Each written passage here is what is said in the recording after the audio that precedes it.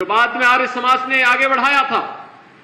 कितना डीएवी की संस्थाएं एक समय देश की सबसे प्रतिष्ठित शिक्षण संस्थानों में माना जाता था और उसका कार्य का शुभारंभ ही होता था, जिसको आज हम मॉर्निंग असेंबली कहते हैं। वहां पर वैदिक प्रार्थना के साथ, हवन यज्ञ के साथ विद्यालय का शुरुआत होता था। एक आध्यात्मिक वातावरण विद्यालय के अंदर स्वतःस्फूर्त भाव के साथ आगे बढ़ता हुआ दिखाई देता था और यह वर्ष अत्यंत महत्वपूर्ण है। ऐसे युग दृष्टा ऋषि महर्षि दयानंद सरस्वती जी के 200वीं जयंती के कार्यक्रम के साथ पूरा भारत जुड़ रहा है, आर्य समाज के प्रणेता को नमन कर रहा है। तो दूसरी ओर आर्य समाज की स्थापना का भी अगले वर्ष से 150वां वर्ष प्रारंभ होने जा रहा है। 150 वर्षों की इस यात्रा में हमने क्या पाया को क्या खोया। अगर आप देखेंगे देश की आजादी की लड़ाई को, तो भाइयों बहनों कोई संदेह नहीं होना चाहिए, अंग्रेज बेखबर थे। उनको यह लगता था भारतीय कभी एकजुट नहीं हो सकता है, उनके खिलाफ कोई अभियान नहीं चला सकते। लेकिन स्वदेशी का आंदोलन पहली बार किसी ने चलाया था, आर्य समाज ने चलाया था। स्वदेशी के माध्यम से उन्होंने जो अंगड़ाई ली, अछूतोद्धार के माध्यम से जो अभियान आगे बढ़ाया था, घर वापसी के जिस कार्यक्रम को आर्य समाज ने आगे बढ़ाया था, यह कार्यक्रम केवल वहीं तक सीमित नहीं था। इस कार्यक्रम ने अनेक क्रांतिकारी पैदा किए।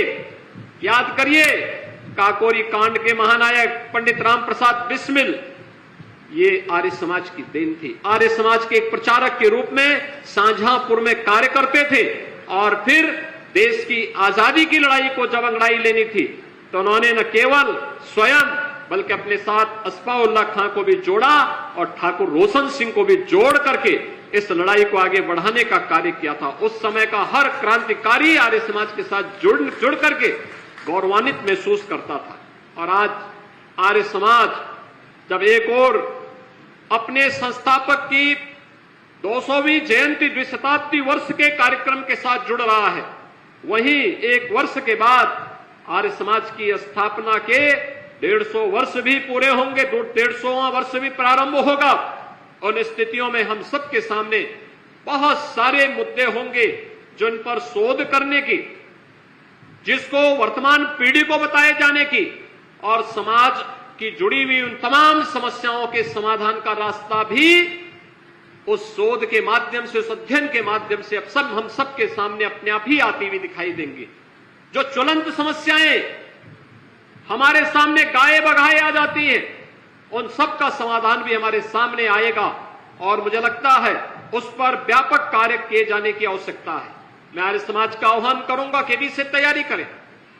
आर्य वीर दल तो अपने कार्यक्रम को आगे बढ़ाएगा ही, लेकिन साथ साथ इन बातों को लेकर के कि महर्षि दयानंद सरस्वती ने उस कालखंड में जो बातें कही थी, घर वापसी का जो अभियान प्रारंभ किया था आर्य समाज ने, अछूतोद्धार के लिए जो कार्यक्रम आगे बढ़ाया था, वैदिक धर्म की पुनर्स्थापना के लिए जो व्यापक अभियान चलाया था और आधुनिक लेकिन संस्कार युक्त शिक्षा के लिए जो उनका अभिनव प्रयास था, जिसने भारत को एक सुदृढ़ नींव दी, स्वतंत्र भारत को एक सुदृढ़ नींव दी थी, उस अभियान को हम आगे बढ़ा सकेंगे इस विश्वास के साथ मैं ओम प्रकाश जी को और उनकी पूरी टीम को आर्य समाज बस्ती के स्वर्ण जयंती कार्यक्रम के अवसर पर हृदय से बधाई देता हूं।